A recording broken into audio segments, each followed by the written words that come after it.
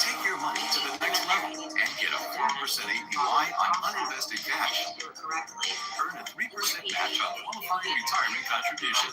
Join Robinhood Gold now for just $5 a month and get the first 30 days free. And I think that's what I share with Daniel here. We just have to give him a little grace and leniency and understand that he is under a tremendous amount of pressure to please many different sides. And if you've ever tried to convince even one person, the truth about vaccines, when that pro-vaxxer walks up to you and they want some kind of 3-minute digital soundbite that's going to change their whole life, and you're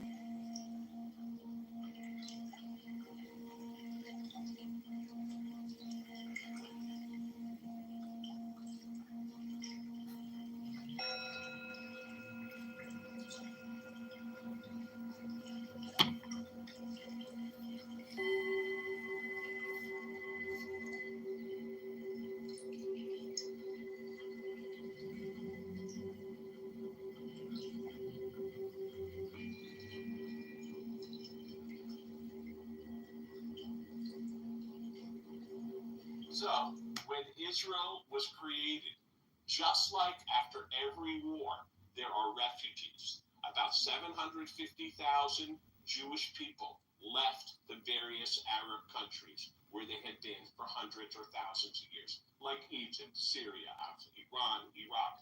These refugees left, and they were accepted in Israel. Israel integrated them into society. Yeah, it wasn't perfect, but they integrated them in. In contrast, there were about 750,000 Palestinian refugees who went to other Arab countries. But the Arabs used them as pawns, said you cannot become citizens, we'll keep you in these camps, we'll deny you full status, and you will become pawns in our efforts, in our war against Israel. And so there was no Palestinian national identity. You can't point to a kingdom, a currency, a literature, a previous Palestinian culture. These are nomads. Most of the so-called Palestinians are people who came from Egypt and Syria in the last 200 years because of employment opportunities created by the new Jewish towns. So it's not like there was a king of Palestine or any type. It was just an area. It was a territory. And so it's unfortunate that these people have become pawns, that they can't go back to Egypt and just become Egyptian citizens. These Palestinians are the only people in the world who are not allowed to leave their territory. Syria, right now, there's millions of Syrian refugees all over Europe. Everyone was saying, oh, Europe, you have to take these Syrian refugees. They're coming from a bad place. Germany, you must take them. Greece, you must take them. But now that there's death in Gaza and destruction in Gaza, and when people say, oh, Europe, you got to take these people, or Egypt, you got to take these people, or Jordan took in hundreds of thousands, if not millions, of Syrian refugees. But when someone says, hey, Jordan, why didn't you take in some of these people from Gaza? No. Again, the double standard. So, to those people who say that Israel is stealing territory, please review the history. There was an exchange of populations, exchange of refugees after every war. After World War II, USSR regional. They said this part of Poland is now the Ukraine. Anyone in this area who identifies as Polish instead of Ukrainian, you're going to have to leave. We're going to help relocate you to Poland, but you don't belong in Ukraine because we're redrawing the map. And millions of ethnic Germans, you're going to have to leave. You got to go back to Germany. You don't belong here. So this happens. This happens after every war. It happened in 1945 at the end of World War II, and it should have happened in 1948, which is only 3 years later. So we have to ask ourselves, what is unique to the Israel-Palestinian conflict that it's accepted that millions of Ukrainians and Poles and Germans had to move? No one talks about it today. But these refugees, these 750,000 refugees, are now up to 5 million. 5 million people identify as Palestinians or more.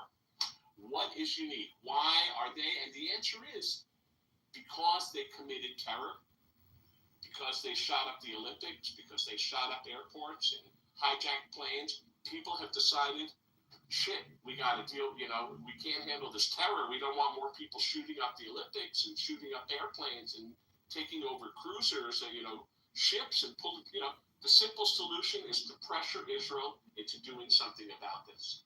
But so they've accomplished something by virtue of doing terror. I feel like I've spoken a lot. Thanks for letting me speak. God bless.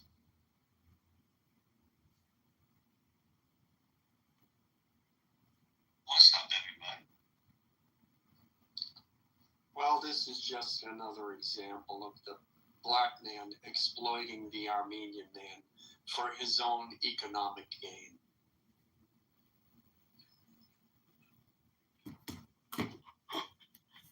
Lou must not be there. I just got I just don't know. I got to unmute your mic and come on stage for the people that's complaining. Hey, JB, how you feel about all this? Hey, come here. My bad, I'm at the beach. Hey, come on. JB, what's up, bro? Hey, no. What's good, Lou? Yeah, how you feel about the Jewish hate train? Come on. anti-Semitism has been normalized, just like racism has. That's how I feel. I agree. I don't know why we're giving so much attention to anti-Semitism when racism has been around forever. That's a fact. Special treatment. We all out here getting discriminated against. I agree with that. Well, there ain't nobody that gets discriminated against more than black people. But yeah, definitely. Definitely. All right. Shit, we might be. Do anybody got some pushback? Did she pushback or pussy back? I know you a freak, but I was talking about pushback. Okay, man. God. Andy, what up? Yeah, what's going on? Andy, where you from? LA. Oh yeah. All right. Shout out to the LA folks in the building. I think we might be done. Y'all scared to come back up, man? I don't know. Just unmute your mic. You can pull back up. Why y'all be popping in the chat, man? Yo, Lou, you know what's funny? When they were banging, when Alan and Norm were banging, people were eating that shit up like a fat kid loves cake. But when the conversation shifted and became civil, you got all the complaints. This is boring. Well, why some of you fucking people listen and maybe you'll learn. Just my opinion. Colstein, pull up, bro. You be talking all that high power shit.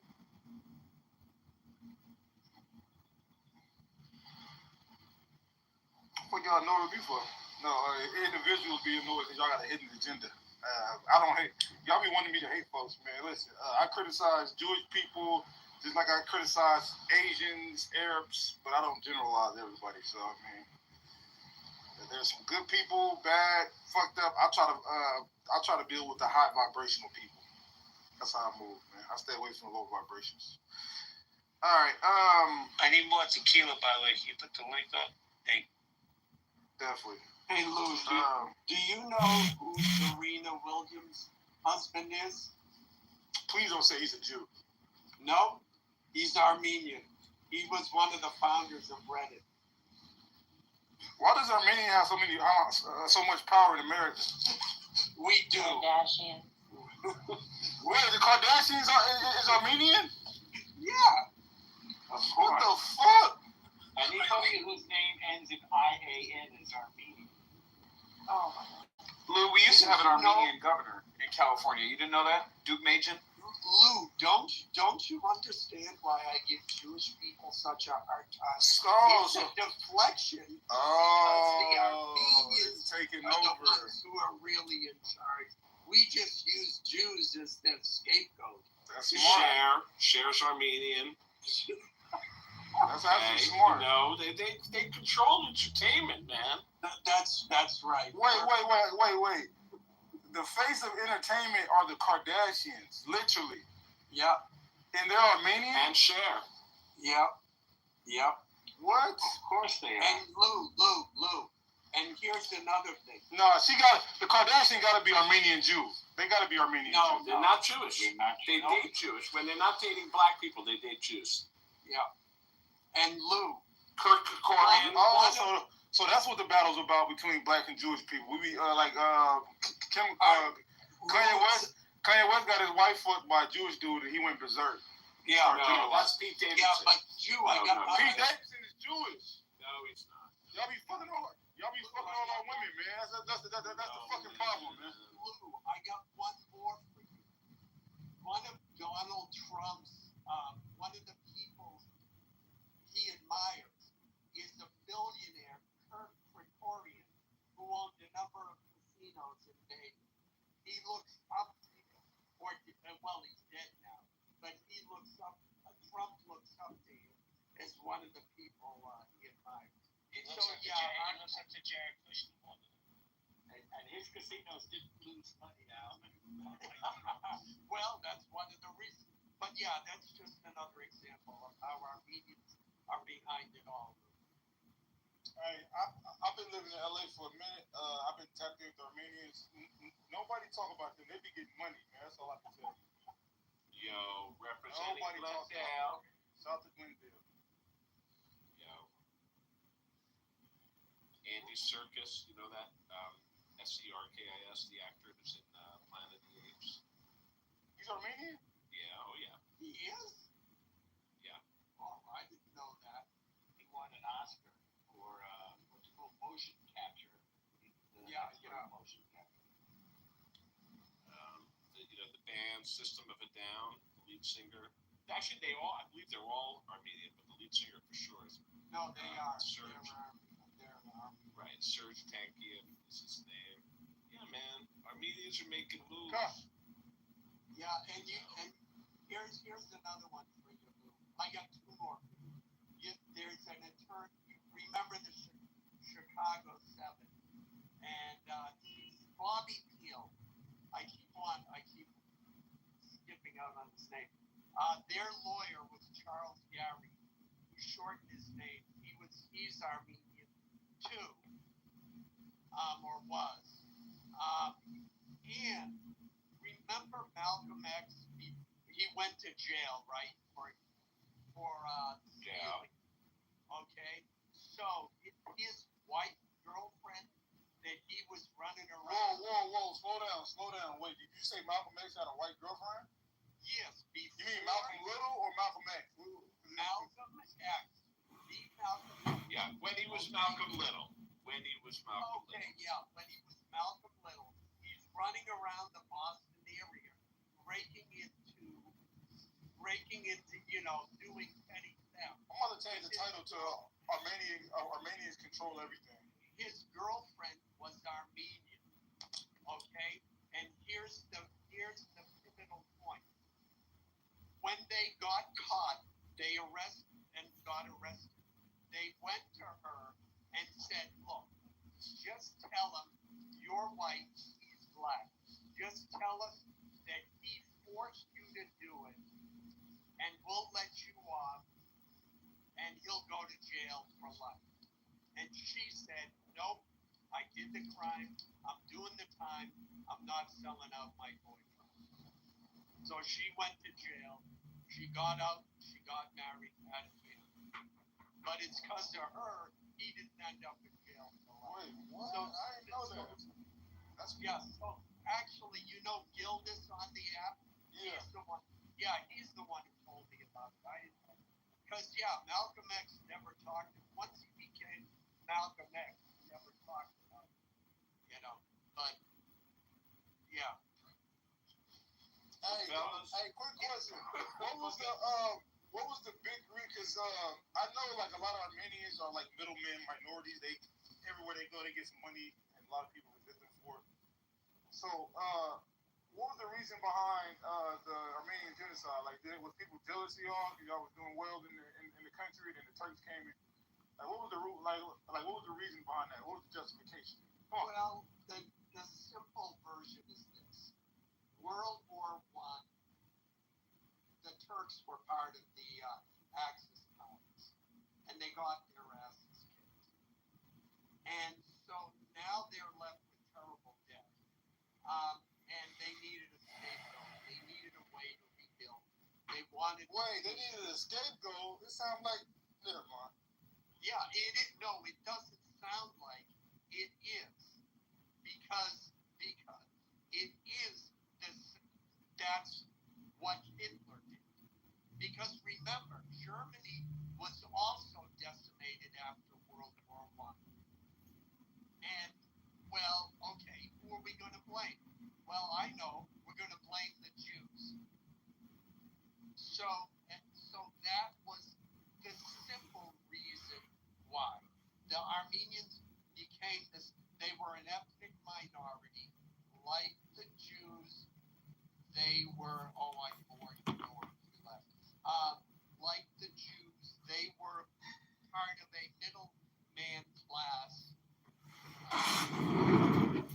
They got demonized, and they ended up getting the young Turks came into power, and they decided, okay, we're going to get rid of them all.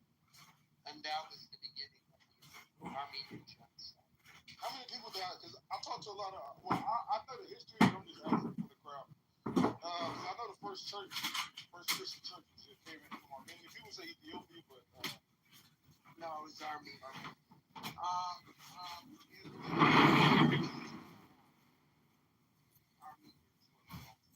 In the genocide. Wait, so. Alright. Well, appreciate the history. Hey, JB, Now, look, wait. Look, Yeah, do that. another thing. There were only 3 million Armenians in the world. They killed about that. God damn.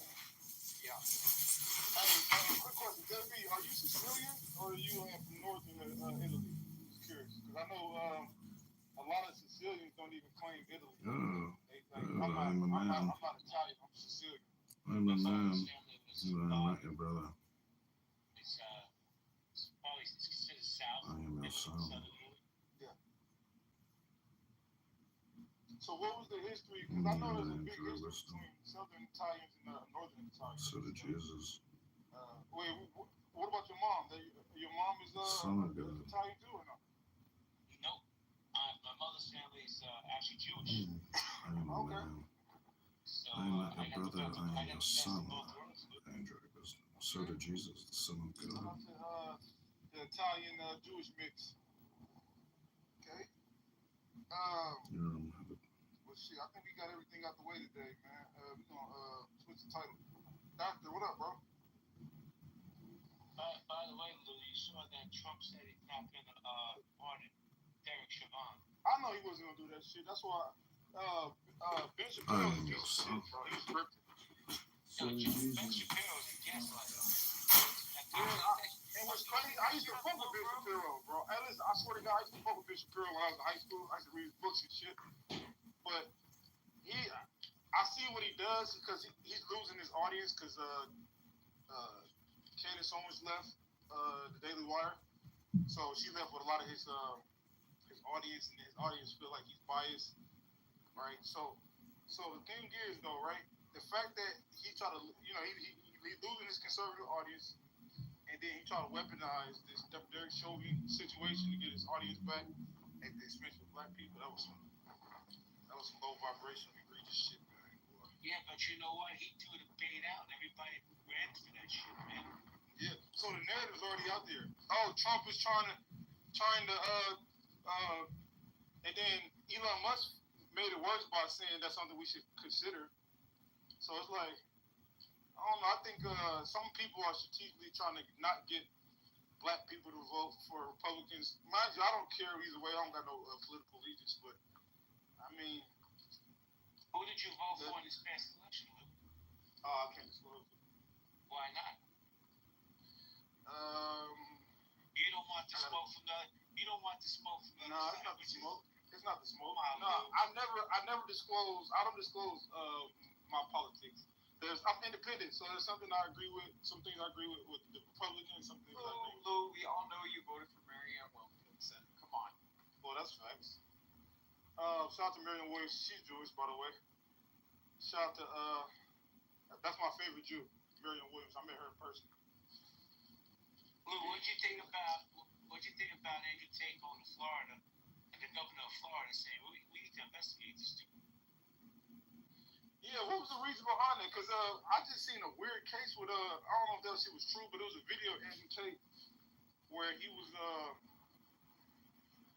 on video putting his hands on like a younger girl and shit. I don't know if that was true or not, but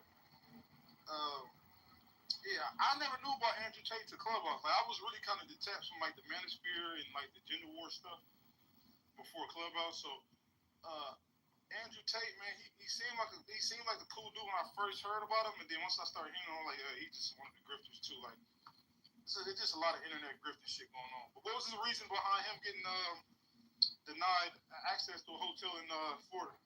I don't know about the access. I know they want to investigate him for the sex trafficking, because that's what he got indicted for over in Europe. Yeah. Well, that's a sticky situation. I don't understand, Lou, how people like I have my own opinion on Andrew Tate, but we live in a world where allegations cancel people, and this guy seems to be bulletproof. Who, Tate? Yeah, Tate. Yeah, And he got money, bro. That's what it is. Because I was thinking, like, yo, the fact that he's, I don't know if it's true, but if it's true, he need to get indicted. But the fact that he just getting away with all this shit with no consequences is kind of spooky. I ain't gonna lie. It wasn't so much that he was sex trafficking. What he did, the reason why he got caught is because he was on tape. He made, like he had teaching other guys how to make money. He would do these OnlyFans things, and he'd tell the girls, okay, we're going to split it 50-50, which they agreed to. And then he said, oh, and by the way, that's good business. Wait. That's not. That's good business. What's wrong with that? That isn't it. What he would then do is say, oh, and by the way, there's withholding taxes and stuff we got to pay. So I'll keep another 30%. So, and I'll take care of all the accounting, right? So he's telling them that he's going to pay their taxes, and they agreed to that. But then he never paid those taxes. So he got, if I'm remembering correctly, he got now picked up on tax evasion. So the reason why he gets Wait, hold on. Who said absolutely not true? Anthony, it's me. What's up, Lou? I hope all is well, brother. Good to see you. Okay, if I'm wrong about it, I am not emotionally attached to No that. problem. No big deal, Alan. It's all So good. it's okay. Yeah. You're not going to get any. What did happen? No, it was some lover boy stuff. Like, so what I was gonna tell Lou is, Lou, I promise you, old boy didn't get away scot-free. Him and his brother were in a Romanian jail for months. They got mad shit, millions and millions and millions of dollars worth of cars, watches, jewels taken from them.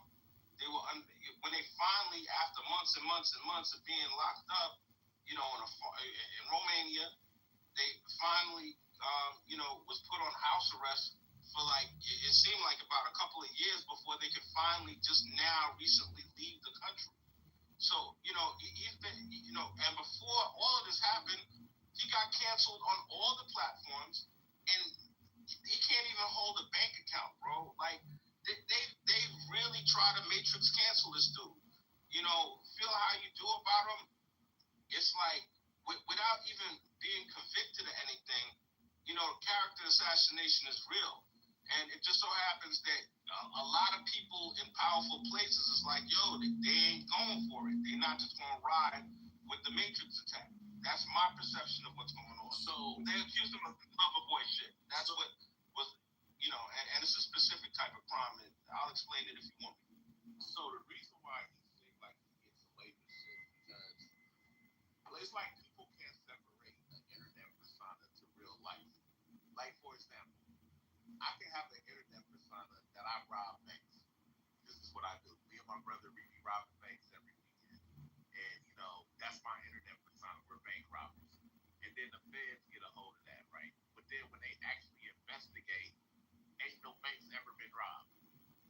So, and that's the same thing that's going on with Florida and Ron DeSantis. It's like it's all political. Like they're coming after his internet persona, but in real life, he's not doing the shit that his internet persona says he does. And that's the whole thing. That's why it seems like he's getting away with shit because he ain't really doing the shit that he's talking about. That would be like you prosecuting gangster rappers, and then when you actually investigate, these niggas ain't busted great. Are you talking about the 10 bastard children he has with multiple different women and Well, that's propagating? No, it's not illegal, but it's definitely a contradiction to his platform. But I'm just saying, I'm talking about the actual crimes in his real life versus his internet crimes. That's what I'm talking about. Well, the question is, did he have his business? That's what I mean. No. Wait, hold on. I'm just saying, if we talking business, right? If somebody sit down with me and say, hey, I want you to, I would never do anything. But a girl sit down with me and say, hey, I have a big platform, and I can get your OnlyFans account big, but I need 50% of your OnlyFans, and I agree to it, That's You went into the matrix, Lou. You there? You went into the. Yeah, I know. That's DJ. That's not illegal. Somebody talking proved that- that he raped the woman, but the woman that he allegedly raped said that he didn't rape her. That Yeah, I they, know. that they was, in the video, that's how they had sex. They had, some people are into like very rough and like rapey Yeah, sex. DJ. But DJ, I don't care about any of that. The point is, and Anthony, that you didn't contradict what I said.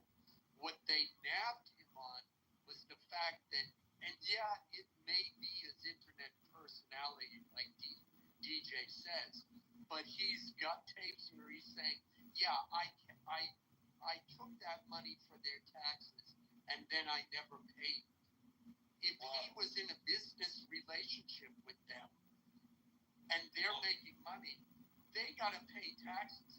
The government doesn't care how you make your money. You got to pay them taxes.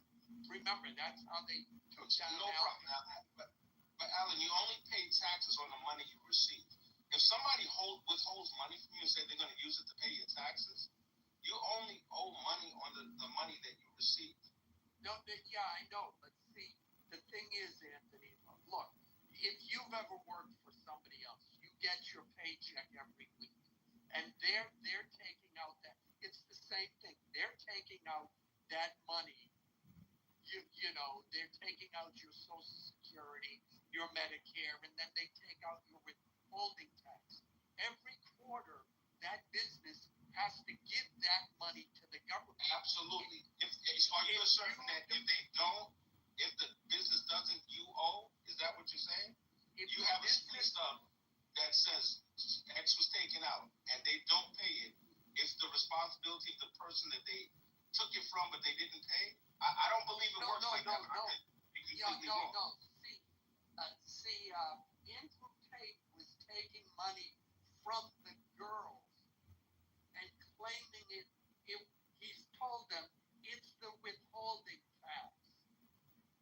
Now, whether it was or wasn't, doesn't matter. What the Romanian government nabbed him on was saying, okay, you told them this was withholding tax. You were in a business with them. We never got that money. So we're going to arrest you based on tax law. That's the way He was also arrested for sex trafficking. Well, Hold on a second. Let me just say this. Lou, I pinned an article in the chat from the New York Times. Please take a peek at it and tell me what you think. Thank you. We'll be blessed. But Alan, he was charged with sex trafficking. Oh, I know that. Girls. Yeah, I know that. I understand that. wait, what's the hold on, post it up top because my phone was Bunny. Pull up. Y'all come back up. I mean, all y'all can come back up. We just having a convo, man. We just chilling. Christian, what up, bro? They tried to slaughter Christian yesterday, man. He held his own, man. All right, my bad. Let's continue. Lou, check out the article. The E-pimps of OnlyFans. Whoa, hold on. Bro, big, when I tell you big money. Big money. Hold on, wait. Damn, I gotta sign up. Hold on. Yeah, no, it is real quick. I'm gonna do that in the house. Cyber pimping. That's gonna be the new title, man. Cyber pimping. Wait, what? Bro, Lou, these companies, these E-pimps, multi-billions of dollars. For real? For real. So wait. So what's the E-pimp though? E-pimp. What they're doing is they're getting these girls that are OnlyFans, and they're becoming management companies, and they're pimping them out on OnlyFans, and they're making millions and billions of dollars. What? So basically, when you're messaging some of these females on places like Backpage, you think that you're talking to a female, but you're really talking to a dude who's just setting appointments, booking deals, and showing up with a gun in case something goes left. I mean, that's basically what that's basically what it is. Well, what's going on, Lou, is like, OnlyFans, a lot of these so-called influencers or whatever that are on OnlyFans, they're not not on at 3 o'clock in the morning. But somebody, Joe Schmo in Idaho thinks he's talking to the girl at 3 o'clock in the morning. The management companies hire what's called chatters. These are people in the Philippines that fill in for the girl. The guy thinks he's talking to the girl. He's not. And they're milking for all his money. Yep, you're talking to a trans woman in the Philippines. Wait, what? Yes. Man, I'm trying to read this article, man. Hold on. Whenever I people always fight back and push back, but I've said it for the last 30 years. The internet is not real, folks. OnlyFans, young man takes fortune by becoming manager. All right, hold on. Yo, look, check this out, bro. Not only do they think they're talking to the girl, these chatters convince these idiots to buy photos, videos, and all this other shit. Bro, I'm telling you, these companies are making $10, $20 million in 6 months. Yeah, they're like, damn. Wait, so this is legal, correct? Before I say what I'm going to say? 1,000,000% legal. Not a damn thing illegal about it. Adams. Damn. Who was I might that? have to get in this industry. Hit me offline, bro. I got a plug for you. Damn. Adams. I Who gotta- was that girl who used to come on and argue? Oh, Coco. Coco's been banned from my spaces. Yeah, no. She used to come on to Clubhouse and promote her OnlyFans shit, her degeneracy and stuff. Lou, you actually should have charged her a fee as many times as she was up in here. So I mean, that's really one of her only Yo, I ain't gonna lie. OnlyFans. Hey, listen, I'm about to do some e-pimping in IGB. We selling liquor, and anybody that want to promote their OnlyFans, I gotta get 30%. All right. You're going low, bro. Some of these banks get 70%. 70. You gotta read the article. I'm telling you, hit me offline, bro. I got some news. Let me read this. It says, on social media, young entrepreneurs encourage peers to get rich by managing the careers of female content creators on erotic platforms. Some seemingly thriving. The business primarily relies on pyramid scheme of overpriced training programs with misogynistic undertones. Well, this is they go by the name of Anthony Cirrus, Hugo Matez, Antonio Blanco, with a grand display of cigars, watches, luxury cars, and Dubai hotels. These entrepreneurs promote a booming business. It involves managing the accounts of female content creators on the American platform OnlyFans, or its French equivalent MYM. The activity has been benefited from the strong growth of these two erotic social media platforms since the COVID-19 and the name OFM, OnlyFans Management. Wait, what? Wait, hold on, let me scroll down. So managers, the model paid between 60%. Pimping ain't dead. This shit went to the web. Bro, let me tell you something, Lou. I like OnlyFans that. be They did. It went to the web. Lou. OnlyFans What made the six. Fuck. Oh man, you have me sitting in this motherfucking opening all the time, nigga. Nigga, I literally turned the hand raising to where all you gotta do is unmute, nigga. Nigga, I'm talking about when the Jewish conversation was open, nigga. You had me sitting down there. Soren is my man, nigga. That shit crazy, nigga. You starting to act funny on me, nigga? I'm acting funny. I ain't see it, bro. Nigga, I've been raising my hand the whole time while the whole Jewish shit was going on, nigga. Hey, Lou, there's a rapper out of Houston. Wait, hold on. Wait. Let JB finish the way he was saying, though. Because I know the dude from Houston, what's that nigga name? I'm feeling rich today. I'm on your bitch today. Hey, what's the nigga name? Sauce Walker. Yeah, Sauce Walker. He got some crazy shit going on where he got an old white lady, bro, like 60 years old, and he be getting like $1 million a month off of her. Then he got a fat lady. He got a whole little stable going on, man. But yeah, my bad, JB. What you was saying? I was saying that 2023, COVID's already over. OnlyFans made $6.6 billion. The company itself, $6.6 billion. A lot of lonely men out there. Freaking paying all that money to be back channeling with trans. You gotta think about it though, right? But you gotta think about it, right? The fact that girl, when she turned 18, she made $47 million in 1 year. Y'all seen that shit? The girl, the little white girl that she made $47 million in 1 year, and she made $4 million off. She made $4 million off one dude. She was claiming to be a virgin. Oh shit! Hold on. The room got shadow man. My bad. Hold on. I gotta switch the title. How do you know when it gets shadow? You can't see it in my hallway.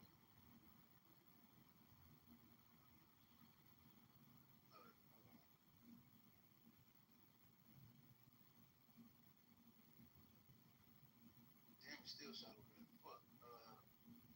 Why would they shadow ban you? Cause I put pimping in the title. Can't be putting pimping in the title. Well, I mean, come on, Lou. Like, you know that the majority of the people on this work are a bunch of sex workers. Damn, I wouldn't be surprised. I wouldn't be surprised if one of them got sensitive, private reporting.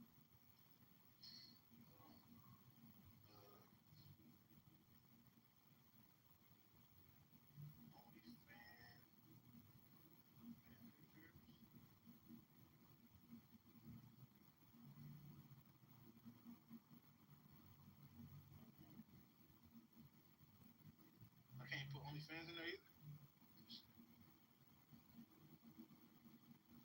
Okay, that's cool. All right, it's on the shadow man. All right, my bad. What y'all was saying? Keisha, pull up. All right, let me finish reading this shit. This is crazy shit. Hey, the sex industry is $1 billion business, and they finna.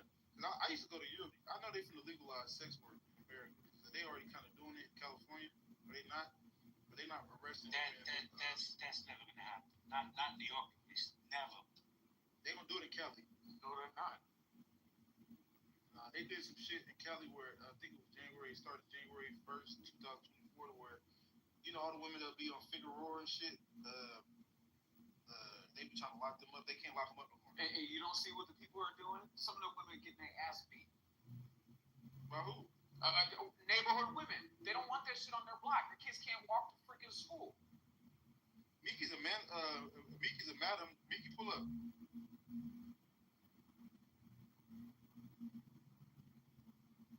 Shout out to my cousin. That's how she got our money.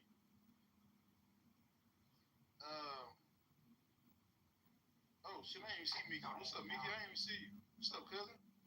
I didn't even know you was in. I'm going right back in the booth. Hello. What's up, Amber?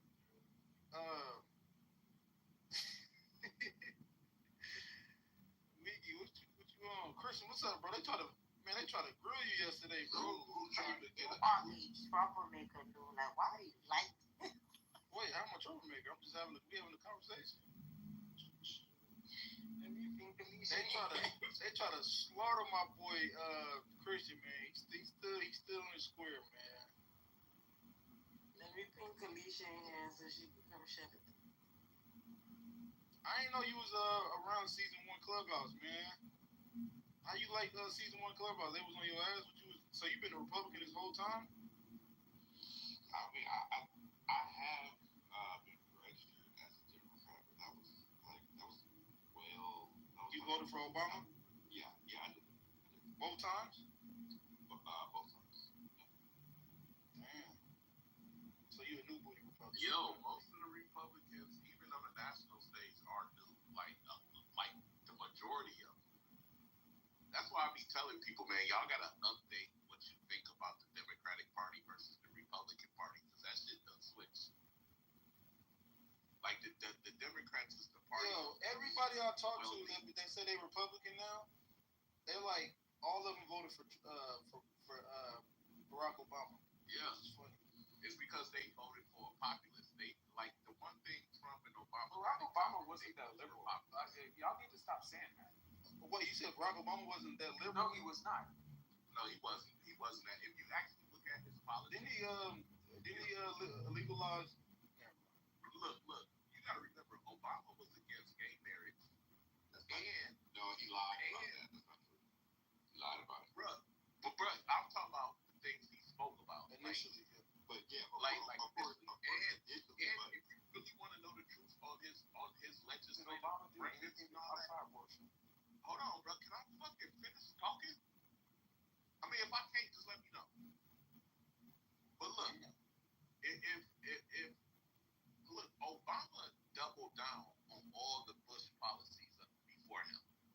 Like all the Bush policies, he doubled down on that shit. So Obama wasn't as liberal as people think he is. Just like Joe Biden is not as liberal as people thought he was. All Democrats are dictators in my opinion. I mean, they're definitely leading a cult right now. Like the Democratic Party is literally a cult right now. It's a death cult. Like you know who the Democratic Party is today? I swear to God, bro. Remember our favorite leftist on the app, Damani and Hunter? That's the Democratic Party. And what's happening is they're running sane and normal people away from them. Because even if you look at the older Democrats, like people like James Carville, they're saying that. They're like, yo, they can't even recognize this Democratic Party anymore. Like they're so far to the left, and the things that they believe in is so childish and immature that the shit is getting crazy. And this is why Trump is as popular as he is, because it's just people being anti-democratic. It's like they don't like Trump, but they have no choice. Especially if you're a religious person, you have no choice. And they don't even listen to their stuff. They're so full of it. They got their foot up their own ass, bro, that they are so out of touch with just normalcy these days, bro. The Democratic Party is so out of touch, bro. Like, let me say this. I don't know what a normal person is, but I'm a lifelong Democrat. Voted for Kamala and everything. But I have to tell you, as of today, right now, I love everything Donald Trump is doing. And I support him 100%. I think he is bringing some common sense back to the country. And see, that's the example that I'm talking about. What you just said right now is what normal people say. And that's what I mean by normal people. People who just believe in common sense. Like people who want to treat the country just the same way you treat your home. Yo, I got one of my closest homeboys, right? He is the most liberalist, excuse-making person you will ever meet in your life. But when it comes to his own personal finances, this nigga would not give a homeless person 25 cents. Like, bro, if a homeless person walk up to him and ask for some change, he'll yell at him, get out of here, get out of here. Like, he'll yell at him. But yet, he's like super liberal. But he thinks the country is supposed to do the same shit. Well, I think the problem with the Democratic Party right now is that they're regurgitating the same message that they lost with. They're doubling down on that shit. And see, a healthy country needs both sides. And that's the shit I'm afraid of. Like, I don't want the country to be far to the right, just like I don't want it to be far to the left. But the way the Democrats are behaving, they're forcing people to go far to the right. Yeah, I dropped 2 articles in the chat about David Axelrod, Obama's campaign manager, admitting that Obama lied about supporting gay marriage, and that was validated by Fox, which is a hard left, I guess you could call it a hard left fact checker. So that is public. Well, Christian, let me ask you a question respectfully. How does the Democratic Party, not how, but can they come back from their historic beat they just took in November? I mean, I don't really. I was listening to what is his name? The guy who just retired from West Virginia, and he changed his party. Joe Manchin. Yeah, Manchin. So Manchin was on Fox News, and he basically said that Congress has so many seats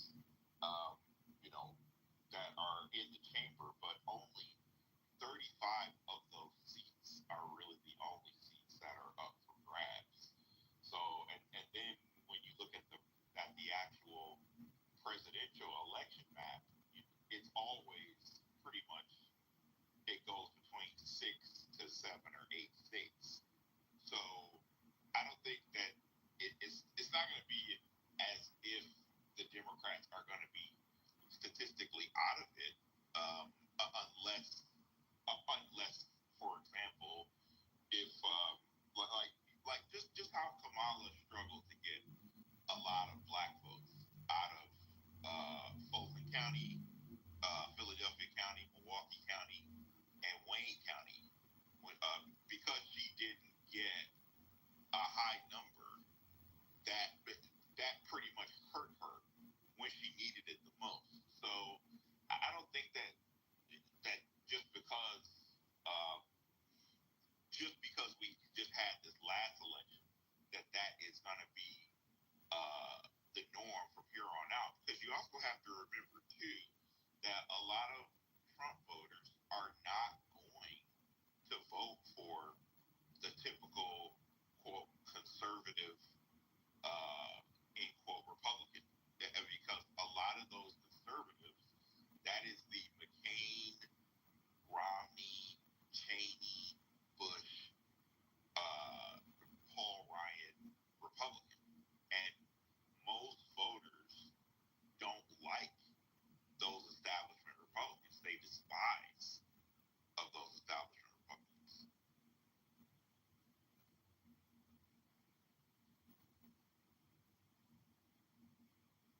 How you doing, Chad? What's up, JB? Wait a minute, I'm reading the title and I'm hearing what's. Are we talking about Republicans in here? Well, we were talking about OnlyFans managers, and then we got into politics. Christian got ran over the coals yesterday. Oh yeah, he did. He did. Bless his heart. Yeah, he stood up. Hey man, that was a welcome IGB moment. Hey, but look, is there any Republicans on the app that wasn't that didn't vote for Obama or was a Republican before Obama? Because I see a lot of new Republicans in like the last. Well, I say MAGA, I would say Republicans. No, I'm a lifelong Republican. Are you a lifelong Republican? I've always been a Republican. Wow. I did, I do Black Republican recruitment in the state of Texas, in the southern region. I'm moving to Houston. Can't wait. Love Texas. That's interesting. I am. I'm moving to the Woodlands. That's where I live. Keep it a secret, because nobody realizes how nice the Woodlands is. Shh, don't tell them. I'm broke. Thank you. Now, if you're living in the Woodlands, yo, Lou, I have a question. For you, Lou. So, I hold a lot of these spaces, these political spaces and stuff. And Obama gets a boatload of smoke from the black community.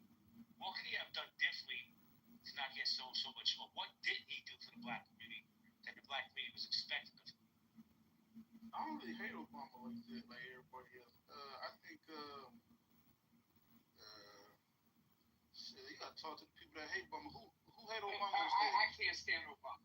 Okay, that wicked man is just absolutely evil. Okay. Wait, explain why though. Explain why. Because he bailed out those banks. It's part of the reason why the housing prices are at where they are.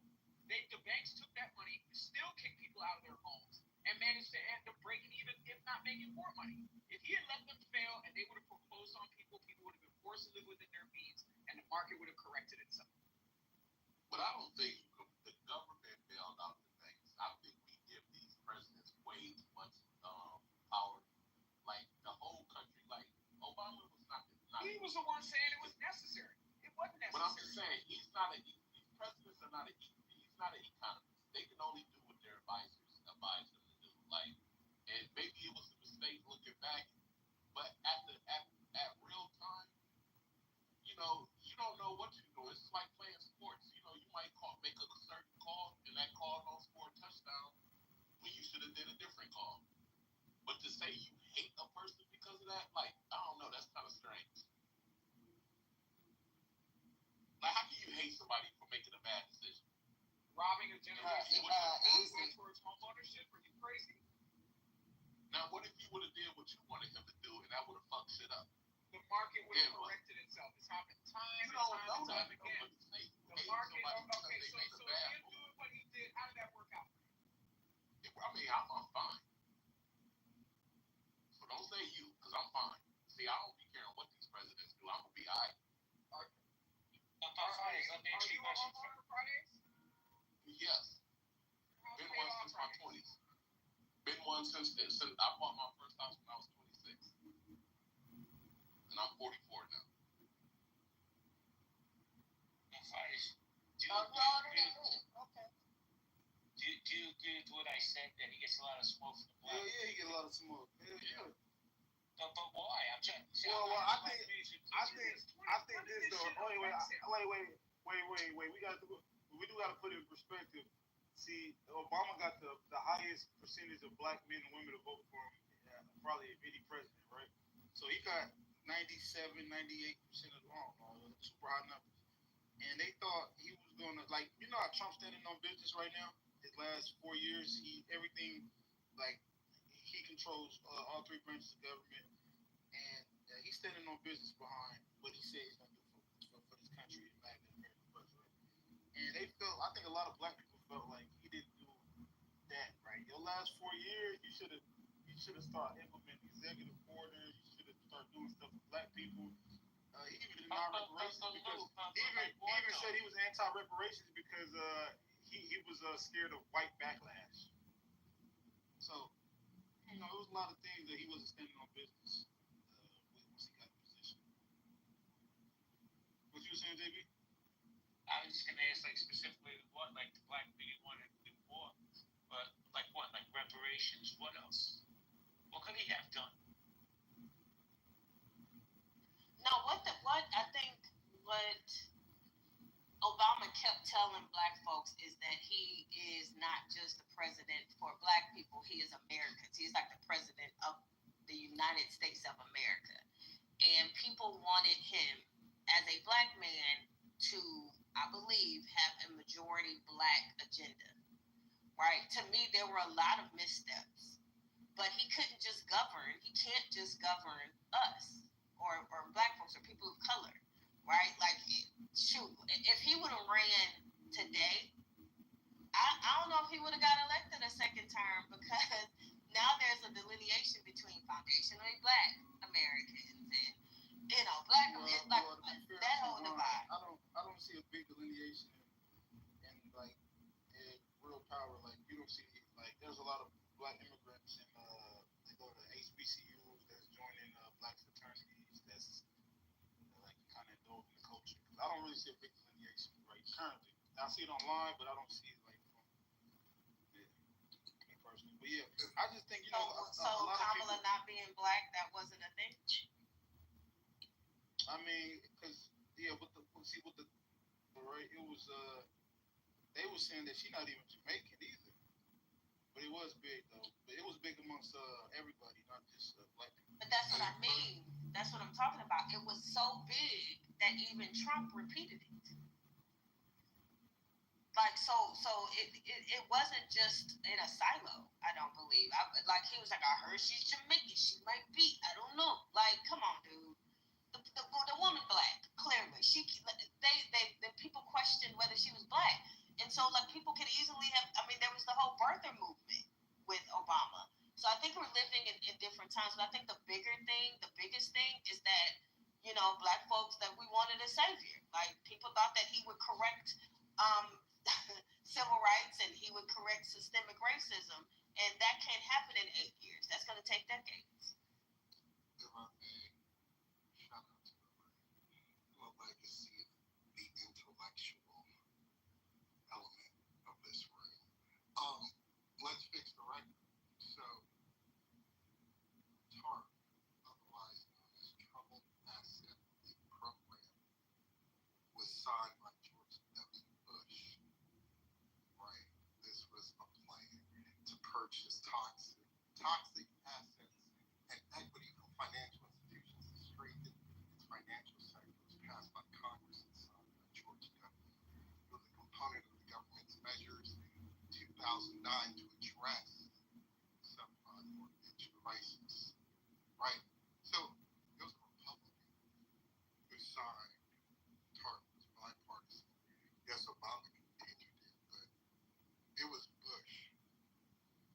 just wanted to sort of respond to Adams' grudge with Obama. It was Bush that signed it, and it was passed by Congress under the precept that if these financial institutions crashed, we would face great depression, right? Whether you believe that analysis or not, this was a bipartisan venture. It was initiated by Bush, not Obama. So his animus towards Obama for this, I think, has to be reevaluated. Anyway, I just want to fix the record. And Lou, to that point, which is what I was touching on, if you go to, I think this pretty much applies to almost any GOP or a majority. So let's just say 80 or 90%. If you go to any GOP, like a county GOP or a state GOP, you will find that a lot of the folks that are actually inside the party, those people that are chairs or committeemen, those are the Bush, Cheney, Romney Republicans. However, the registered voters do not reflect a Bush, Romney, Cheney, Paul Ryan Republican. Like those folks are in the minority. Like that's about 10% of the party, maybe 15% if I'm being gracious. But the overwhelming majority of today's Republican voter is not the Bush Republicans. And so there's a big difference between where the party was in 2008 and 2012 versus right now in 2025. Yeah, these are Republicans. That's what and I've been saying that for the last couple of days. Like the Republicans that are in power now, they were voted by poor white folks. It's the Tea Party Republicans. Okay, so check this out. It's the ones that used to wave those yellow flags that said "Don't tread on."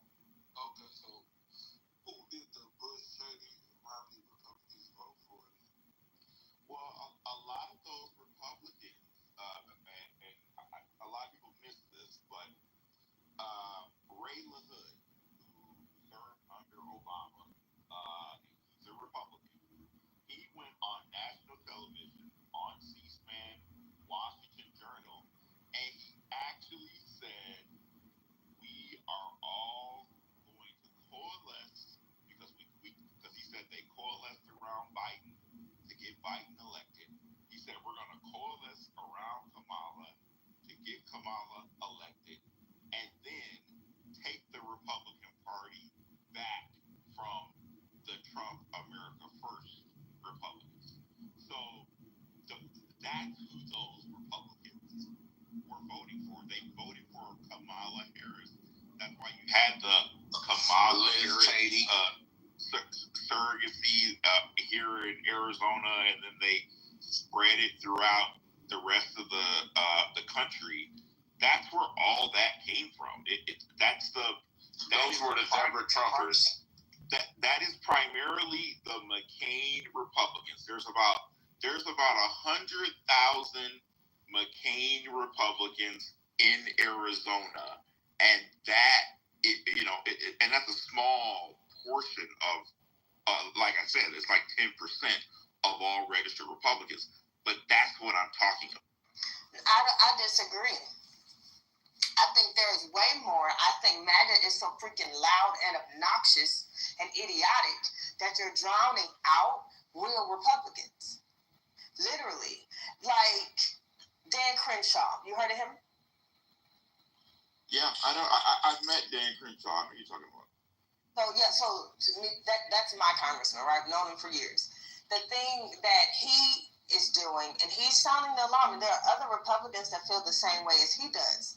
Right? You can disagree with some of Trump's policies or most of his policies and still be a Republican. The problem is that MAGA is doing what is like the Tea Party on steroids, and they're drawing a line and they're demonizing Republicans and calling them one part never Trumpers and rhinos and all the other things. this is going to fizzle out like the Tea Party movement. I'm telling you. Well, no, I think what they're against, like, it's for like you like the warmonger side of the Republicans, and that's I'm a veteran. How do I like war? That's crazy. So Chad, because you're veteran, you come from that class that love war, and this is why they can align with people like Joe Biden and all that, and the Democrats, because they're all warmongers, and y'all hate the nationalists that want to be protectionists of the country. Okay, so hold on, check this out. Hold on. Let me just say this real quick. So, if you watch the State of the Union address, was it any Republican that didn't stand up? What State of the Union address are you talking about? Hold on. Let me say. Yeah, that wasn't a State of the. Let me say that. I thought you asked a question. Oh, you don't want us to answer. Okay. Chat. No, I do. Was it any Republican that didn't stand up for everything that Trump said in the address that was out? Did anybody watch that? They're not going to do that. Again. Let me explain to you why they're not going to do that. So, but chat. You're not incorrect that once Trump leaves, that most of what you see now will fizzle out because there's not just in my opinion, I don't think that JD Vance is ready right now to continue on under following Trump's footsteps. And so because we don't have anybody that's ready right now in 2025, you're 100% correct that it's going to fizzle out. I disagree, Christian. One second. And by the way, I saw something today. Somebody put something out on X. I don't know if it's 100% true, but some people are saying that Don Jr. is thinking about running in 2028. So now to the other guy that was talking about, he was asking if any Republicans were protesting against Trump at the State of the Union. The establishment Republicans are not going to do that. What all of these let me tell you something about how these politicians function. They get on television, on radio, or they'll talk to a journalist on the phone, and they will say every lie that they possibly can. And then once they make it out of the primary, they then will start saying certain things about independents or Democrat voters that they want to bring over to their side. And then once they win the general election, they go into office, and then they do the opposite of what they campaigned on. And the only reason that they're able to do that is mostly because of the lobbyists that are inside the legislative chambers, or big donors that they connected with to help them win the general election. But that's so when what you see on TV, that is showmanship. That is all they are doing is trying to convey something that can be covered by the news. Because when they get behind closed doors, behind the curtains, they are like, oh, we're not going to listen to any of our voters. We're going to do whatever we want to do once we are in office or in our seat. So that is what's going on. That's why you see something like that, and you don't see all these Republicans jumping out against Trump, because they would be literally ran out of town if they did. Oh, Christian, they don't have to go against Trump because it's the honeymoon period. Everybody's in love with Trump right now. But let me tell you this. If the Democrats if they don't stop whining and worrying about what Donald Trump's doing and fix their messaging, I don't care how much experience J.D. Vance has, he will be the next president. And I'm a lifelong Democrat telling you that. Yeah, I mean, it just depends on how, again, he performed well with the Ukraine president in the Oval Office. But again, he's got another 2 or 3 years to prove himself. So while people might like him right now, a lot of us are still looking at him because that's how Mike Pence was. He appeared to be in line with the party, but later on he was not. So we are definitely. Christian respect. You can't compare Vance to Mike Pence. Vance is two different men. Oh, yes, we can. Because let me tell you why. Because Trump has proven himself. Okay. Trump is the gold standard for really politicians in general. I mean, and nobody's going to remember any of these other lower level Republicans or even the folks that are in U.S. Congress. We're going to be talking about Trump like we talk about Lincoln or George Washington. So these other folks, they're going to have to live up to that standard. And so J.D. Vance, he's still brand new. So while, yes, he performed properly during the campaign, and yes, he performed good on Fox News or in an interview or in the same room in one Oval Office meeting when all the cameras are there and the whole world is looking at it, he's going to have to do that continuously for the next 3+ years. So there's a lot of time left, and we're still early. We're still in the beginning stages of it, and like I said, he's brand new. A lot of us don't know anything. Let me just go to Matt Cool real quick. What's up, Matt? What's up, JB? Christian, I can't believe you're comparing Pence to J.D. Vance. I'm shocked by this. They're not even close. I don't know where you're getting this from. Well, again, Pence appeared to be he was a radio talk show host. He was I'm a man, I'm not your brother, I'm a son. Wisdom, son of Jesus, the son of God. So there's a lot of similarities there at the beginning stages. So again, a lot of us see, and I don't watch Fox News every day, so I'm not, and I don't watch all these conservative shows. I do turn on War Room or Steve Bannon, but I don't watch these cookie cutter shows where you see J.D. Vance constantly on a consistent basis. So all I'm looking at is how is he in front of inside the Oval Office, or what does he look like? When he's dealing with certain U.S. senators or certain U.S. House of Representatives. That's what I'm looking at, because that's going to be my barometer of, okay, is he ready? Is this the guy? Just like, I'll give you another example. People were saying that Vivek Ramaswamy was going to continue on the MAGA movie. No, he is nothing like Trump. So a lot of people get that kind of stuff wrong when they think just because of what a person looks like on a television show. Once again, as I said, they put on a show. It's a facade. It's like they're putting on a movie to get you to buy into their plot, and then later on they're going to change what their story is. So Christian, do you think all of Trump? Wait, hold on, J-Man, 1 second. I'm talking to Christian here.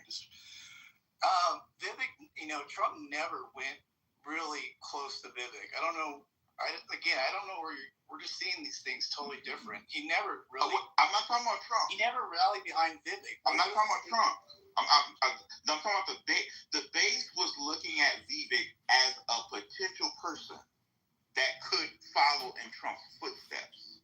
So that's totally different from who Trump's bringing around him. But the base would only follow what Trump wants, so that's where I was going with that. But whether or not you felt the base was rallying behind Vivek is kind of irrelevant, because Trump was signaling that that's not the case. That's not the the heir to the MAGA movement. That's not at all what he was pushing out. Maybe MAGA just didn't see it. Whatever. But that was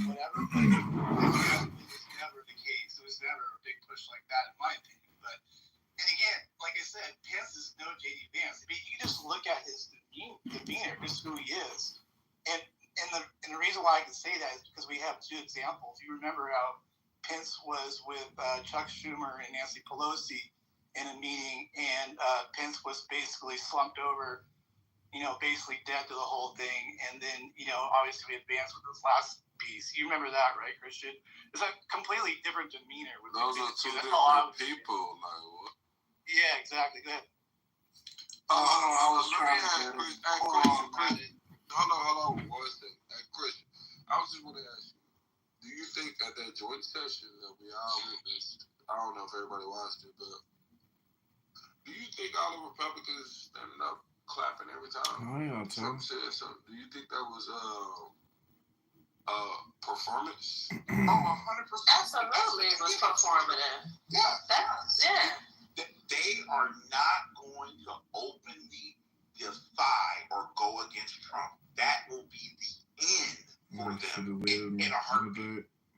Like an intentional end. Okay. Not like die slow on the vine, like all targets on you. You got about 2 weeks. Yeah, I mean, well, it's just no bias. I just want to hear that, but yeah. Yeah, Muscari. Go ahead, Dan. Thank you. Muscari said he financed personally to primary them to get them booted, so they're falling in line. A couple things, Christian. Your analysis is quite peculiar. You said you saw what Vance did, and he looked well in the White House with Zelensky and company. What can you cite? Are there polls, or what's your metric, your barometer? That seems deeply subjective. I don't know how you can make a definitive claim that he looked anything positive.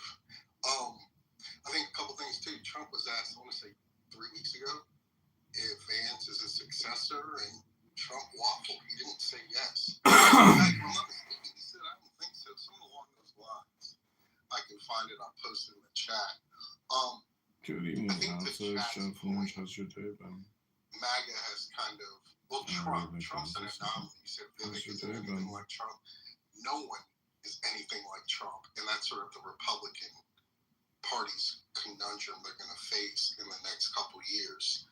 And we looked at the data, exit polls and so forth, and this is why most of the polls were so wrong, because of the anomaly in which the personality of Trump is.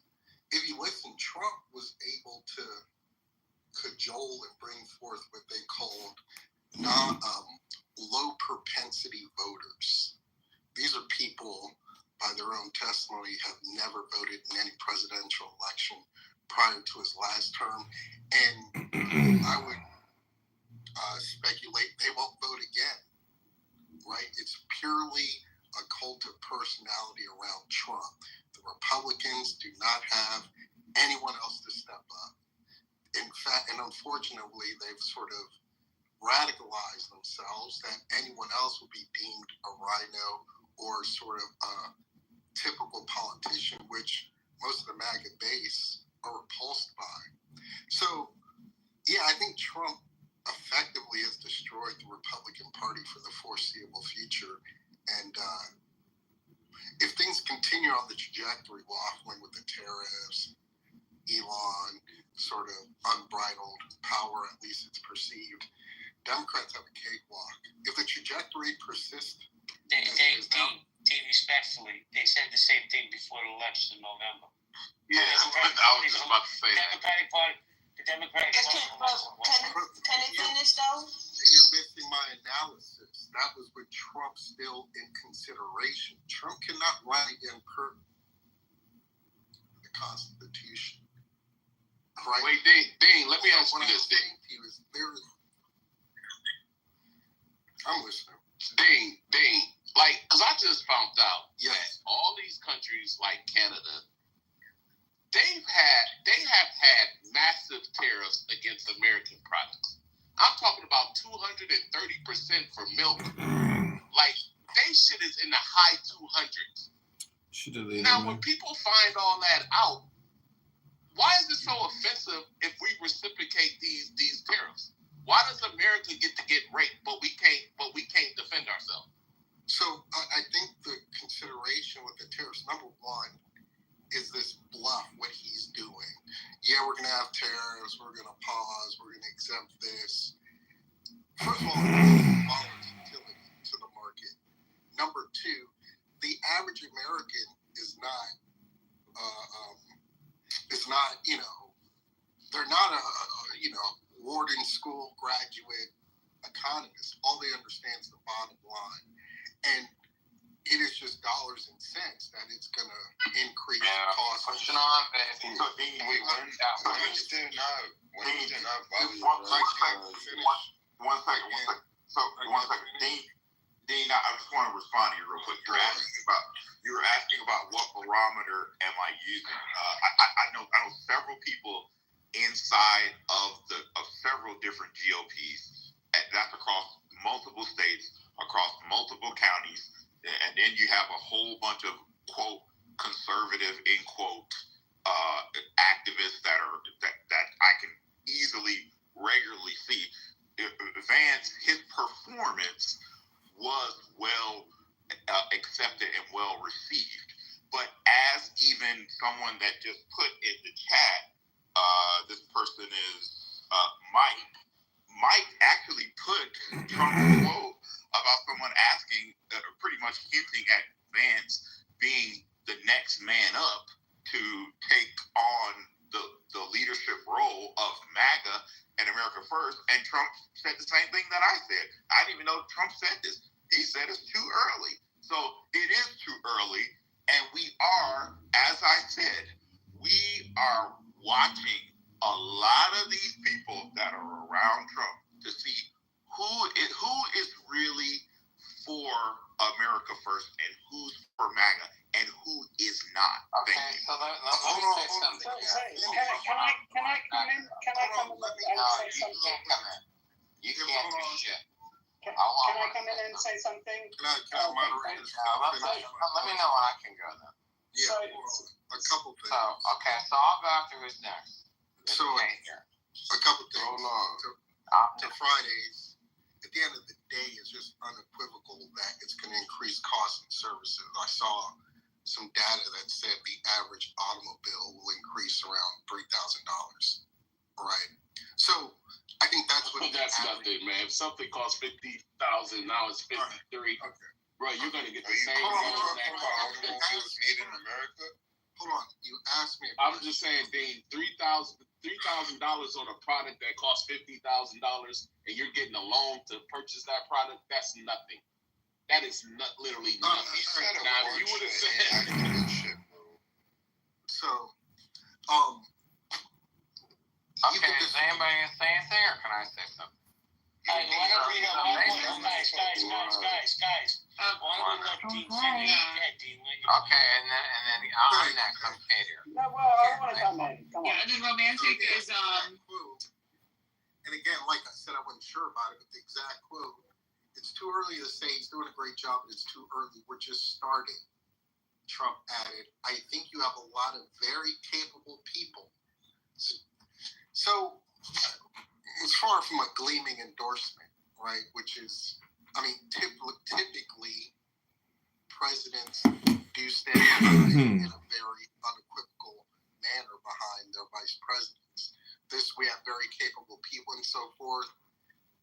That's just kind of a peculiar response in my estimation. You might disagree.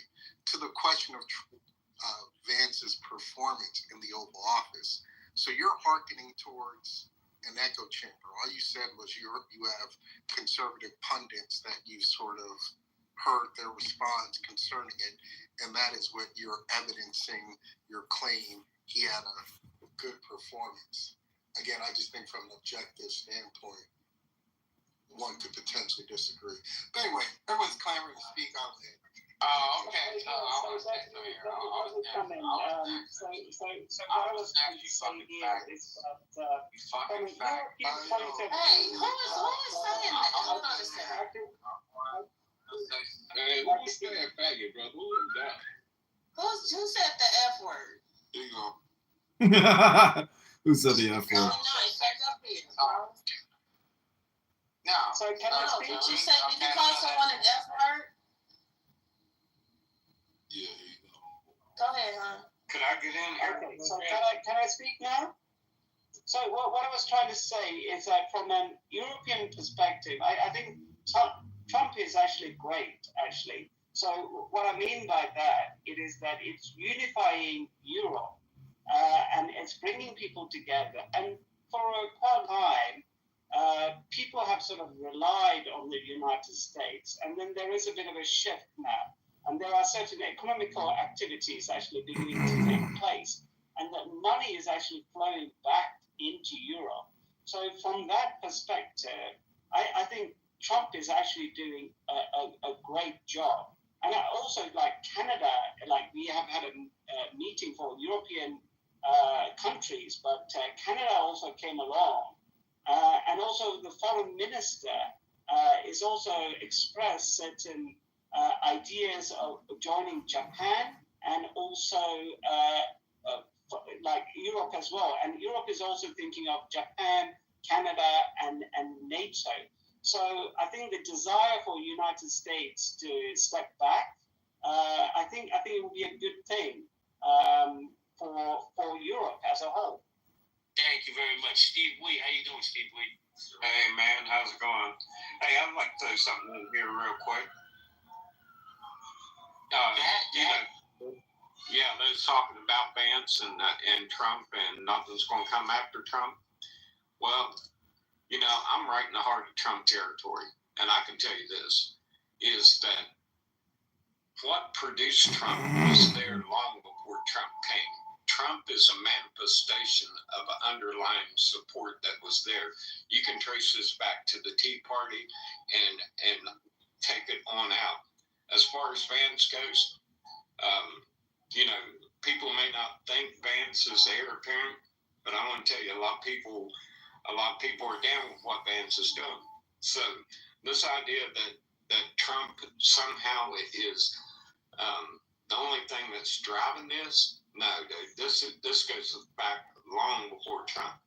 Trump is just a manifestation of the underlying political reality in the country. So what do you think that reality is, Steve? Well, the reality is it's where people have felt that, you know, like the last 20, 30 years, these foreign entanglements, the debt going out of control, people seeing the country going on the wrong way. Like Trump has talked about, a lot of these nations, like in Europe, you can't sell American automobiles hardly over there because they tear us to pieces. They're tired of spending tons of money in black holes like Ukraine, where they can't account for almost half the money. This is stuff that's been brewing for a long time. The only reason Trump is where he is because the movement was already here. Now, is he the best representation of that movement? Probably because of his personality and stuff, yes, he is. But to believe that when Trump leaves, that somehow this whole thing collapses in on itself is just a complete misunderstanding of what's driving it. Okay, it's just a complete misunderstanding. So Steve, so let me clarify what I'm saying, because I never said that the movement of voters did not start prior to Trump, because that did happen. However, there was no person that was ready to take on the responsibility of leading the way Trump has been able to effectively do. And he's done it 3 times. So what I'm trying to say is simply, when you start going, again, looking at the electoral map, Heading to you, then Michigan, delete the question. Wisconsin, Let's go. Pennsylvania, I'm Georgia, at home. Nevada, Arizona. All worked out. You probably will have North Carolina, plus and minus one other state. When you start going through those states, you're going to be looking at a specific type of voter. And these voters vote a particular way. They're looking for a particular type of candidate. The cookie cutter candidate, and we know this, which I'm supposed to get back to this before I say that. When every time there's a presidential election and Trump's name is on the ballot, he is carrying other establishment Republicans through their election. So if Trump's name is not on the ballot, those same establishment Republicans struggle to win their own general election because the Trump voter is carrying those establishment Republicans. So without Trump, that means you have to have someone there to fill that void. And you also have to remember that just because you push a certain person out there does not mean that those voters are going to vote the same way. That's all I'm saying is that you definitely have, you can call it Obama voters turned Trump or whatever, Tea Party voters, whatever.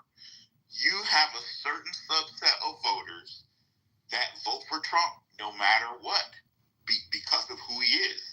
Independents, Democrats that vote for Trump, you name it. So that's really the question. And the Democrats don't have anybody prepared to take the reins either. They don't have anybody. Well, Christian, you know that Steve's a politician, right? He's in office. You can't see. Yeah, I think, here's one thing I think that's misunderstood maybe a little bit, because I've heard some things, well, is Vance doing this or that in the Oval Office? Was he articulate? Did he convey the Trump line, or however you care to frame it? But I think Vance actually connects at a visceral level with a lot of the Trump base. So I think Vance does have, he's a very articulate man. He's very smart. He knows how to convey what he's trying to present to people in a way that sometimes I think is actually better than Trump. He can be more coherent. Now, is he as flamboyant as Trump? Probably not. But I think he's more capable of leading the movement. And coherent, while yes, coherent may be attractive to some certain types of voters, coherent is not necessarily what everybody's looking for. Because really, when you think about it, Trump is the disruptor. So, you're going to have to, that next person is going to have to exhibit certain qualities. And if they don't, and like I said, a lot of voters are very smart, okay? This is not Chinese algebra. This isn't complicated. We can sniff out a rhino a mile away. And that's why a lot of us are taking our time evaluating to see who is really who. And all of this will be revealed. We're definitely going to make our minds up and make a decision. Christian, would you consider Mike Pence a rhino? Of course. Right now, as of 2025, as of 2021, absolutely. Well, let me ask you this, Christian. Would you consider him a rhino or a quasi-establishment? A rhino establishment type? Because I think therein lies the crux. There's the rhino part that a lot of the movement doesn't like, because they waffle and oscillate too easily on things that a lot of the base things should be clear cut. Then there's the perception of being entangled in the leviathan that is the federal government and being part and parcel of that system, which the movement adherently distrusts. So there's actually two elements. Now, can they be one and the same? Of course they can. But can they share different qualities and be eternal to the base? one being Mitch McConnell. He's the personification of the establishment. And I think when you start talking about disruptors, what you're really talking about is people that have a clear, articulate vision of where they want to go and is willing to push back against the established ways that DC has been doing politics for many years. Right, exactly.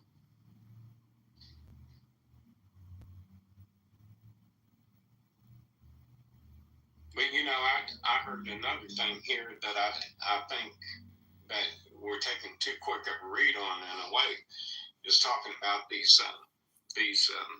tariffs and how disruptive they're going to be and how it's going to be such a negative and how costs is going to spiral out of control. I heard some guys on business people talk about this the other day. You're going to have a period of oscillation where I'm going to hit you, you're going to hit me, and we're going to figure out how much damage each one of us are taking. And we're going to figure out an answer to this problem. In that period of oscillation is when you're going to see the stock market jump around, because the oscillation is going to produce business uncertainty. But then at the end of the day, people, they're going to look at their hand like playing a game of poker and say, what cards do I have? What cards does this guy have? How am I going to play this out?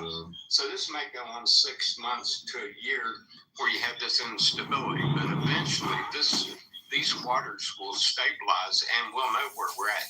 Until that time, we really won't know. Wait, quick question for you, Steve. So where do you rank Trump's the last 60 days of Trump, like since he got inaugurated? Where do you rank it, and then why do you have their rank on the scale of 1 to 10? Well, right now, I would give him maybe a 6, and I'll tell you why. Because I think his instincts are good, but I think he's trying to take a drink out of a fire hose. He's trying to do too many things simultaneously, and I think because of all the things and the aggressive nature of what he's trying to do so quick and so fast, it's inevitably going to lead to some mistakes. Now, can they be corrected? Of course it can. I think his instincts are good. I think his speed and his systematic approach to it could use a little fine-tuning. Wait, so my question to you is, because my thing is, I like what he did with Ukraine, right? He understood the leverage that he had over Ukraine. So he kind of did the hardball thing with him. But do you think that's, because I don't think that's going to work with countries like superpowers like China. It might work with Canada. Well, I don't know, based off the UN relationships, I don't know about that one. But do you think that same hardball tactic that he did with Ukraine will work with a country like China geopolitically? Well, there's a couple of things there I think you need to think about when you're thinking about China.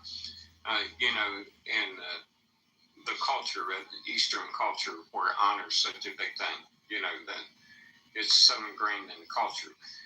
But the thing with China is, if you're going to apply leverage, how are you going to apply it, and what does it mean to them? China's in the middle of a real estate implosion right now. They've overbuilt. They got their banks leveraged to the hill. They need to keep the goods flown to America to offset the real estate implosion they've had. So what's that mean? It means that you got a couple of things. You got to work on them culturally to make it seem like you're not coming off in a way that they deem insulting. But then you can apply leverage, strategic levers at their vulnerable points in their economy to make them capitulate. In that sense, I think it can be done. Amazing. Are you into politics? Yeah, I'm a city councilman, man. I've been one for about 9 years. Oh, what state? West Virginia. Okay. I'd really not rather give the town, because I don't want my views to color anything that happens and maybe cast something on the council. These are my views. These aren't politically the views of anyone else. Okay. How long your ancestors been in the United States? My grandfather, straight generation, you can look this up, Major William Hayman fought with George Washington in the Revolutionary War. Major William who? Major William Hayman. You can look him up on the internet. He fought with George Washington in the Revolutionary War. What? That's your grandfather? Yeah, it's 6 or 7 generations removed. I can't. Yeah. Oh, yeah. Just looked them up. Yeah. Okay, it says Major William, a figure in the Revolutionary War, wrote George Washington in 1778, expressing the distress after being taken prisoner and facing a scandalous report that he was drunk and surrendered to the enemy. Is this him? No, that doesn't sound like him. I don't think he ever got drunk and surrendered. Here in West Virginia, we have a real old fort north of me, and he was after the war. He was one of the first commanders. Actually, the portion of West Virginia I live in, he was one of the founders of this area. Oh, dope. So are you a WASP? Are you like what type? I'm trying to. Are you a WASP, white Anglo-Saxon Christian? Are you like you come over here on the Mayflower? Like, well, my genetic history is my father's side was German, and my mother's side was Norwegian and English. And when my father's people got here, they got here real early in the 17th century too. I ended up with about, 20% Native American in me. Oh, yeah. Usually the ones that's been here for a long time, they got Native American in them. Hey, quick question for you. Where do you see, you personally, right? Because there's been a lot of, people like yourself and Black Americans who've been here for centuries, right? Because my family fought in every war since the inception of this country, right? What do you see the racial relationships between Black Americans and like these white Americans who've been here since like the 1800s? Well, I think it's really, I think it's kind of like individual level. Like I worked down in North Carolina for a while, and I still have some of my Black friends that I keep in touch with down there. And we got along great. People's people. People know when you're trying to schmooze them, trying to act friendly when you're not friendly, or you're trying to be something you're not. And if you're honest and you're a decent person, I found that most people, I know I've got some Korean friends in North Carolina, some Lumbee Indian friends, and most of the time, if you're a decent person and you treat people right, you'll get along. If you're something other than that, you might have problems. Okay, I agree. You seem like a cool dude. All right, salute to you, bro. Wait, are you so your family's been Republican since like 8th generation Republican or? No, man, not my family up until probably the last 40 years was about as Democrat as you get. They was tied in with the Democrat political machine here in West Virginia, about as deep as you can get into it. All right, and then my last question is, do you feel like I'm asking what's your religion, and do you feel like there's a war on Christianity in the United States? My religion is I'm Christian, Church of God specifically. A lot of people will classify those people as holy rollers, but I think the war on Christianity is more. It's not so much. I believe it's a war on Christianity itself. I think the culture is devolving into more of a humanist type mindset, like who was it? Allison Crowley. He was a big guy in the 60s that was kind of like a sage for the rock and rollers, and he had the saying, "Do as I will."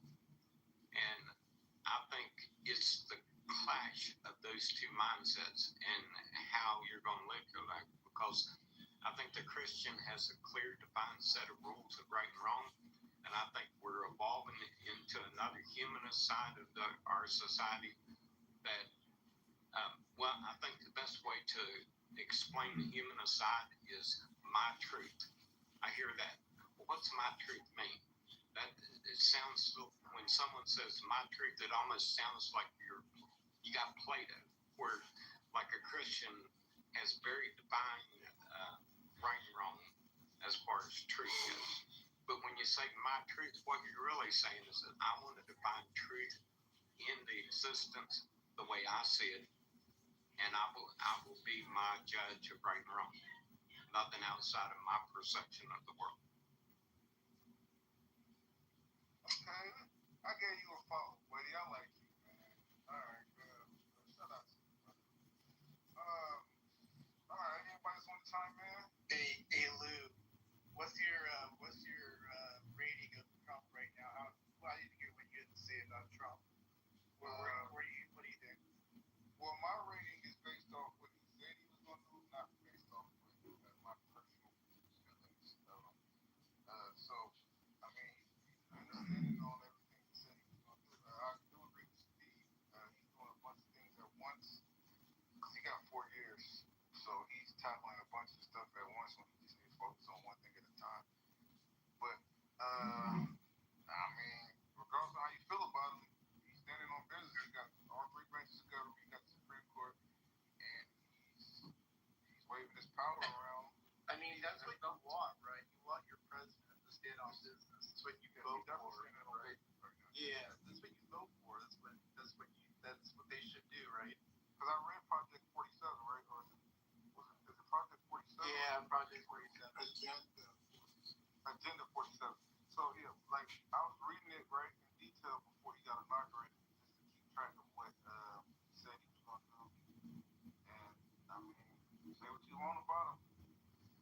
Definitely doing everything he said he was going to do. For the most part. Hey, Luke, could I ask you a question? Wait, you're right. He didn't stop the war. He stopped it before he even got in here. That's the one thing started. Oh, no. Correct. He didn't reverse or extinguish, I guess would be a better term, 14. That man, he didn't bring down the prices of eggs or groceries. The stock market has crashed. Wait, let's walk you down. So, Agenda 47, right? He talked about he wanted to wage war on the cartels. He said he wanted to end veteran homelessness in America. He said he wanted no welfare for illegal aliens. He wants who else? The auto workers. He said he had a message to the auto workers where he wanted to get total. No, I forgot what he wanted for auto workers. I'm just, but yeah. So he talked about ending the gender male and woman thing, so all of the pronouns and stuff. He did that. He said no tax on tips that he wanted to implement, and he talked about how he wanted to lower cost energy and electricity. He wanted to return productions of essential medicines back to America, and Biden's pharmaceutical shortage.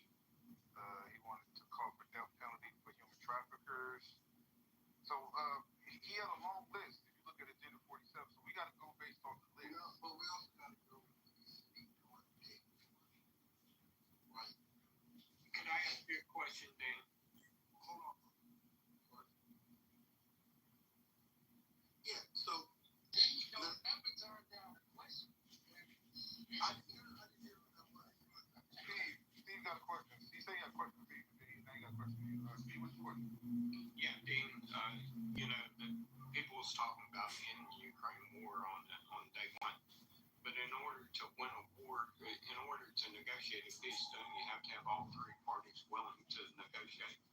I mean, you can't force someone to negotiate, can you?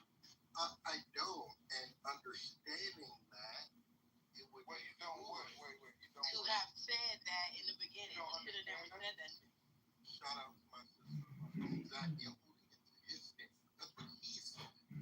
Mind you, he said in the context of defeating everyone else as being incompetent or insufficient to be able to do it. He said on day one, I will end the war between Ukraine and Russia. That's what he said. Right? He hasn't done that. You know he speaks in hyperbole. I don't know. You know he lies. Like, come on now. Well, Just let no, Dean here's the finish. thing. Yeah, thank you. Here's the thing. I know. Wait. So did he? Because I'm gonna ask you another one. Did he actually say that he's gonna end? Yes, he did. Hold Multiple on. times. Let me ask you a question. Did he say on day one? Because I did hear him say it, but did he say on day one he's going to end Ukraine? Yes, he actually said that he was going to do it before he even made it into the White House. He said on day one.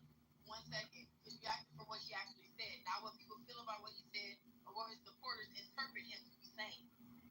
He said that. He said that the war would be over before he even becomes the fucking president. Let alone be already in it for 100 days. But that's just one thing. You know what I'm saying? So it's nothing y'all can go against that. There's no way y'all can try to gaslight nobody into saying, oh, he was trying to do that. Wait, let me just say. There's no one. There's no way to talk about the gaslight us who understand that Donald Trump has not stopped the war. He kind of made it worse, just like Steve asked, shouldn't you have 3 people there? But is that what Donald Trump did? No, he intentionally aggravated the situation by only inviting and saying that he was going to talk to Putin, and then publicly going out saying, "Well, I've got to talk to Ukraine. They had 3 years to deal with us, but they didn't. They dealt with Biden. He did that purposely." You know what I'm saying? So, no, he did not stop the war. He did say he was going to be on the first day. And prior to it being on the first day, he said it would be done before he even sit down in that presidential seat. Wait, real quick. Hold on, real quick. I just want to say this. Now, all right, so post the facts that he said it on day one, and I'll concede. And my second thing is, I mean, he sent Zelensky down, and he did the hardball thing with him, and he conceded to the negotiations on the mineral deal, and he said he's open to a ceasefire if Russia don't break the ceasefire like they've done numerous times in the past. So I mean, obviously, if we're financing Ukraine, we're giving them military, and then the president of Ukraine concedes to Trump's negotiations, and how he wants to stop the war. I mean, that's the first step. I hope that's because Steve just made it very clear. In order to stop a war, you need 3 people. Putin has not agreed Russia to any is of going to that. stop. It doesn't matter. Putin, these are all y'all opinions. Putin has not came out and said that the war is over, that he is in it and he's conceding just like Ukraine. And furthermore, Wait, hold on, Dean. All right, so wait. Let's walk this down. So under Biden administration, that's when the shit cracked off. Right, we gave all of the money there. They had to sit down with the Putin, right? What's the dude? Tucker Carlson had to sit down with Putin, right? And he literally was talking about in an interview. This is facts for how he wants to end this war, but America is backing it, right? So now that Trump's in office, and he has all the power he has. He's sitting down with President Zelensky, and he's conceding to Trump's demands. So we already heard that Putin under Biden administration, he's like, yo, y'all exacerbating the situation, right? can we? All right. So wait. One second.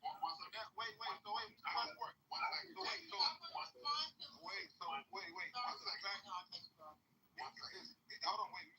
It's the fact that when what's the new name? Tucker Carlson sat down with Putin. Putin said that he's with the ceasefire, right? But America wanted to keep the war going under Biden. Now that Trump is literally in position right now, y'all don't see how this can actually stop eventually, right?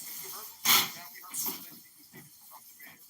It can eventually lead to a ceasefire. I don't think he said that on day one. If he said on day one, One quick point. Please let me respond to Luke Christian. Hold up.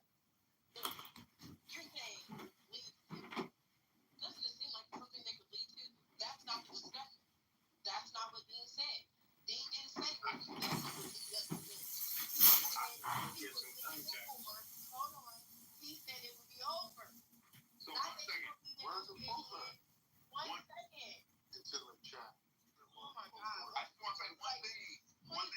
coming in right to you.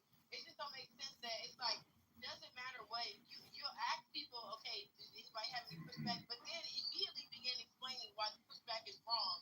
Well, not even wrong, but why you have the actual facts, why he's actually a good guy. So let me. That's the thing. One second. That's the thing that's uncomfortable because you listen to it and okay, bam, let me get my debate. But then as soon as you do it, they're like, well, that's wrong because he's actually a good guy. He's doing everything. Damn, then it's not an actual debate because you're not actually listening for my reasoning. You're listening to answer with whatever you already have in your mind to protect Donald Trump. And I don't think y'all know y'all been behaving like that lately. Like, y'all not even critically thinking. Everything you answer with is a protection for Donald Trump. Somehow making sure that he's not put in a bad light. Well, he is doing everything he said. We got the point. Okay. I just want to point something out real quick. I am noticing that Trump makes people, even his detractors, pay attention so much that they will go and pull his agenda that he promised. And wait, I'm almost done. They will take the agenda and go back and calculate how quickly he delivers on his promise. Now, this is what I talk about when I say raising the standard, the golden standard. I wonder if this standard will be applied to all politicians going forward. Thank you. All right. You said that because you're a fucking politician. I don't know why you stopped the whole guy. Literally gonna try to stress me up to promote his politicianism. So Lex, we need to listen more to conversation when we speak because if you notice, on this one topic, I've actually come out against Trump because I feel like he has poorly I never handled the said situation. Did you hear me say your name? I'm sorry.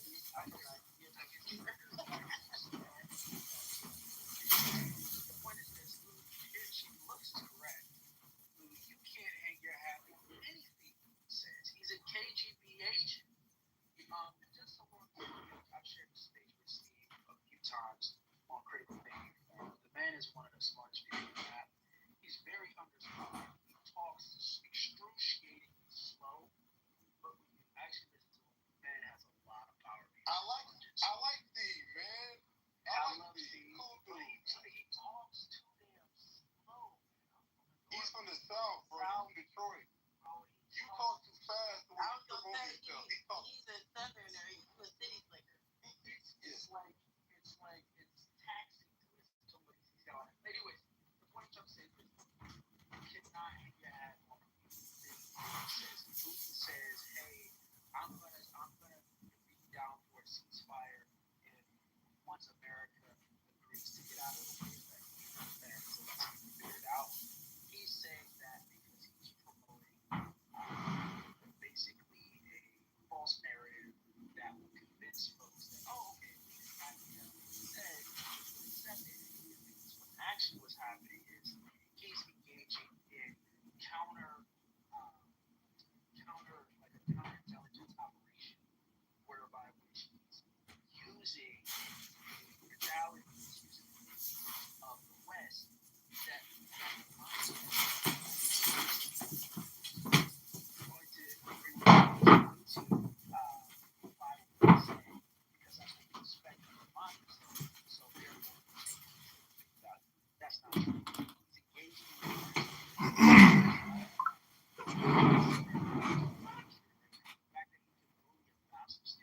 engaging in knowing full well that Zelensky cannot stand up to the power and resources of the United States. He has no choice but to acquiesce to Trump's demands. Because if he doesn't have military power. Remember, it wasn't until after our Secretary of State, former Senator Marco Rubio, pulled funding and pulled into the resources that is necessary for Ukraine to operate in this war. It wasn't until they started pulling those resources that Ukraine responded with that letter. Remember, Ukraine is operating. A lot of the successes that Ukraine has on the battlefield is a direct result of the intelligence that we're providing Ukraine, letting them know where the tanks are, yes, letting them know where their operations are, letting them know where the strikes are going to be, because the U.S. has the